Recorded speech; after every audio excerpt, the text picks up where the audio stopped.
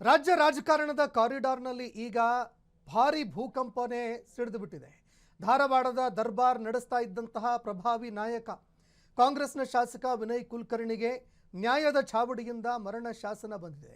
ಯೋಗೇಶ್ ಗೌಡ ಕೊಲೆ ಪ್ರಕರಣದಲ್ಲಿ ಮಾಜಿ ಸಚಿವ ವಿನಯ್ ಕುಲಕರ್ಣಿ ಸೇರಿ 16 ಮಂದಿ ಅಪರಾಧಿಗಳಿಗೆ ಜೀವಾವಧಿ ಜೈಲುವಾಸದ ಶಿಕ್ಷೆ ವಿಧಿಸಿ ಜನಪ್ರತಿನಿಧಿಗಳ ವಿಶೇಷ ಕೋರ್ಟ್ ಮಹತ್ವದ ಆದೇಶ ಹೊರಡಿಸಿದೆ.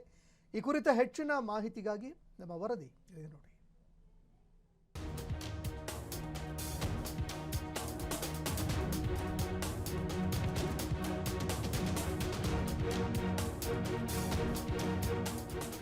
ಹೌದು, ದಶಕದಷ್ಟು ಹಳೆಯದಾದ ರಾಜ್ಯವನ್ನೇ ಬೆಚ್ಚಿ ಬೀಳಿಸಿದ್ದ ಯೋಗೇಶ್ ಗೌಡ ಕೊಲೆ ಪ್ರಕರಣಕ್ಕೆ ಕೊನೆಗೂ ನ್ಯಾಯ ಸಿಕ್ಕಿದೆ. ನ್ಯಾಯಮೂರ್ತಿ ಸಂತೋಷ್ ಗಜಾನನ್ ಭಟ್ ಅವರ ಪೀಠದಿಂದ ಬಂದಿರುವ ಈ ತೀರ್ಪು ಅಧಿಕಾರದ ದರ್ಪದಿಂದ ಮೆರೆಯೋರಿಗೆ ಎಚ್ಚರಿಕೆಯ ಗಂಟೆಯಾಗಿದೆ. ಹತ್ಯೆ ಮತ್ತು ಪಿತೂರಿಯ ಜಾಲದಲ್ಲಿ ಹೆಣೆದುಕೊಂಡಿದ್ದ 16 ಮಂದಿ ಅಪರಾಧಿಗಳಿಗೆ ಜೀವಾವಧಿ ಶಿಕ್ಷೆ ಪ್ರಕಟವಾಗಿದೆ. ಪ್ರತಿಯೊಬ್ಬ ಅಪರಾಧಿಗೂ 30,000 ರೂಪಾಯಿ ದಂಡದ ಜೊತೆಗೆ ಯೋಗೇಶ್ ಗೌಡ ಅವರ ಅನಾಥ ಮಕ್ಕಳ ಬದುಕಿಗೆ ಆಸರೆಯಾಗೋದಕ್ಕೆ 16 ಲಕ್ಷ ರೂಪಾಯಿ ಪರಿಹಾರವನ್ನು ಕೋರ್ಟ್ ಘೋಷಣೆ ಮಾಡಿದೆ.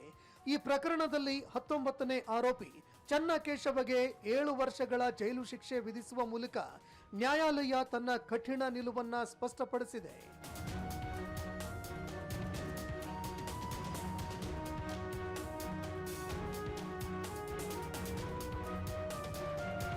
ಈ ಪ್ರಕರಣವನ್ನ ಭೇದಿಸೋದಕ್ಕೆ ಅಡಿಪಾಯ ಹಾಕಿದ್ದು ಮಾಫಿ ಸಾಕ್ಷಿ ಬಸವರಾಜ್ ಮುತ್ತಗಿ ಅವರ ಹೇಳಿಕೆಗಳು ಈಗ ವಿನಯ್ ಕುಲಕರ್ಣಿಯವರಿಗೆ ಮುಳುವಾಗಿದೆ.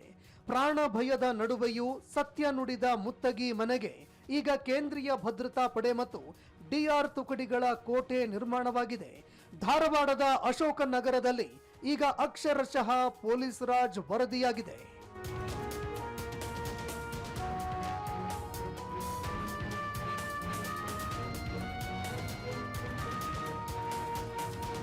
ಇನ್ನು ಅತಿ ದೊಡ್ಡ ಬ್ರೇಕಿಂಗ್ ಏನಂದ್ರೆ ಶಾಸಕ ವಿನಯ್ ಕುಲಕರ್ಣಿ ಅವರ ರಾಜಕೀಯ ಕಥೆ ಮುಕ್ತಾಯದ ಹಂತ ತಲುಪಿದೆ.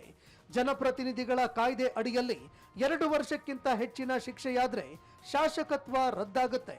ಜೀವಾವಧಿ ಶಿಕ್ಷೆ ಆಗಿರೋದ್ರಿಂದಾಗಿ ವಿನಯ್ ಕುಲಕರ್ಣಿ ಅವರು ಶಾಸಕ ಸ್ಥಾನ ಕಳೆದುಕೊಳ್ಳೋದು ಈಗ 100% ಫಿಕ್ಸ್ ಆಗಿದೆ. ಈ ತೀರ್ಪು ಕೇವಲ ಒಂದು ಕೇಸ್ನ ಮುಕ್ತಾಯವಲ್ಲ, ಧಾರವಾಡ ರಾಜಕೀಯದ ಸಮೀಕರಣವನ್ನೇ ಬುಡಮೇಲು ಮಾಡಿದೆ. ಕ್ಷೇತ್ರದಲ್ಲಿ ಚುನಾವಣೆಯ ಬಿಸಿ ಈಗಾಗಲೇ ತಟ್ಟೋದಕ್ಕೆ ಶುರುವಾಗಿದೆ.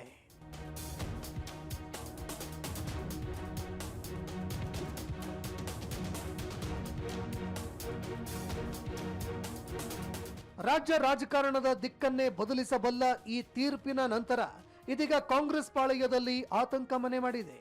ಜನಪ್ರತಿನಿಧಿಗಳ ನ್ಯಾಯಾಲಯ ನೀಡಿರುವ ತೀರ್ಪು ರದ್ದು ಕೋರಿ ವಿನಯ್ ಕುಲಕರ್ಣಿ ಹೈಕೋರ್ಟ್ ಮೊರೆ ಹೋಗೋದಕ್ಕೆ ಅವಕಾಶವಿದೆ. ಆದರೆ ಶಾಸಕ ವಿನಯ್ ಕುಲಕರ್ಣಿ ಮೇಲ್ಮನವಿ ಸಲ್ಲಿಕೆ ಮಾಡಿ ಕಾನೂನಿನ ಕುಣಿಕೆಯಿಂದ ಪಾರಾಗ್ತಾರಾ ಅಥವಾ ಸದ್ಯಕ್ಕೆ ಜೈಲೇ ಗತಿಯ ಕಾದು ನೋಡಬೇಕಿದೆ. Rohan Hiremath, freedom TV, Bengaluru. ಇನ್ನು ವಿನಯ್ ಕುಲಕರ್ಣಿಗೆ ಜೀವಾವಧಿ ಶಿಕ್ಷೆ ಹಿನ್ನೆಲೆಯಲ್ಲಿ ಎಸ್ಪಿಪಿ ಶಿವಾನಂದ ಪಾರ್ಲೆ ಅವರ ಜೊತೆ ನಮ್ಮ ಪ್ರತಿನಿಧಿ ರೋಹನ್ ಅವರು ಎಕ್ಸ್ಕ್ಲೂಸಿವ್ ಆಗಿ ಚುಟ್ಚಾಟ್ ನಡೆಸಿದ್ದಾರೆ. ಬನ್ನಿ ನೋಡೋಣ.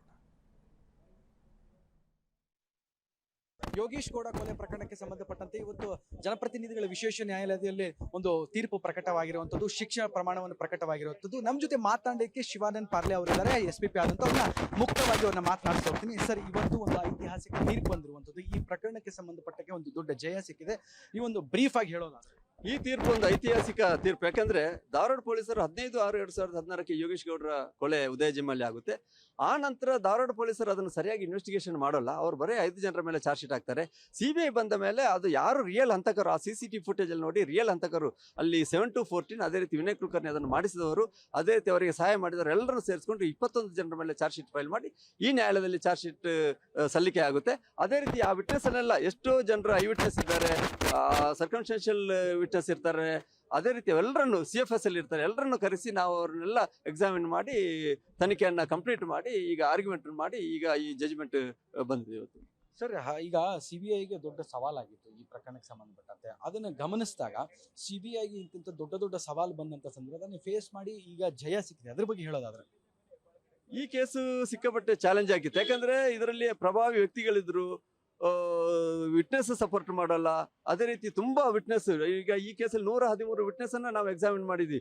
ತುಂಬಾ ವಿಟ್ನೆಸ್ ಇದ್ರು. ಆದ್ರೆ ಡೇ ಟು ಡೇ ಟ್ರಯಲ್ ಮಾಡಿ ನಾವು ಎಲ್ಲರನ್ನು ಕರೆಸಿ ಡೇ ಟು ಡೇ ಟ್ರಯಲ್ ಮಾಡಿ 1 ವರ್ಷದ ಒಳಗೆ ಈ ಟ್ರಯಲ್ ಅನ್ನು ಮುಗಿಸಿ ಆರ್ಗ್ಯುಮೆಂಟ್ ಮುಗಿಸಿ ಒಂದು ಉತ್ತಮವಾದ ಒಂದು ಆರ್ಗ್ಯುಮೆಂಟ್ ಅನ್ನ ಮಾಡಿದ ಕಾರಣ ಇವತ್ತು ಇಲ್ಲಿ ಈ ಶಿಕ್ಷೆ, ಈಗ ಇಲ್ಲಿ ಸನ್ಮಾನ್ಯ ನ್ಯಾಯಾಧೀಶರು ಶಿಕ್ಷೆಯನ್ನ ನೀಡಿದ್ದಾರೆ.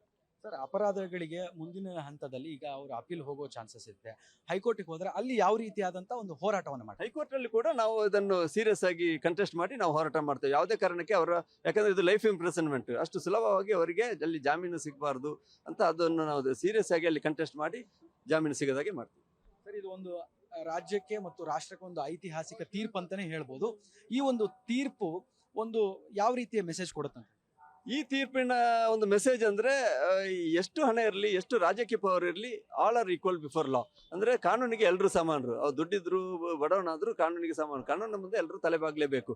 ಯಾಕಂದ್ರೆ we done justice to the society. ಆ ಯೋಗೇಶ್ ಗೌಡ್ರ ಕುಟುಂಬದವರಿಗೆ, ಅದೇ ರೀತಿ ಹೋರಾಟಗಾರರಿಗೆ, ಗುರುನಾಥ್ ಗೌಡ್ರಿಗೆ, ಇದೇ ರೀತಿ ಎಲ್ಲ ಅವರ ಫ್ಯಾಮಿಲಿ ಮೆಂಬರ್ಸ್ಗೆ, ಆ ಹೋರಾಟಗಾರರಿಗೆ, ಬಸವರಾಜ್ ಕೋರ ಇರ್ಬೋದು, ತುಂಬಾ ಜನರಿಗೆ ಅದೊಂದು ನಾವೊಂದು ನ್ಯಾಯ ಕೊಟ್ಟಿದ್ದೀವಿ, ಜಸ್ಟಿಸ್ ಅನ್ನು ಕೊಟ್ಟಿದ್ದೀವಿ, ಸೊಸೈಟಿಗೆ ಒಂದು ಜಸ್ಟಿಸ್ ಕೊಟ್ಟಿದೆ ಎಂಬುದು ಸಂದೇಶ.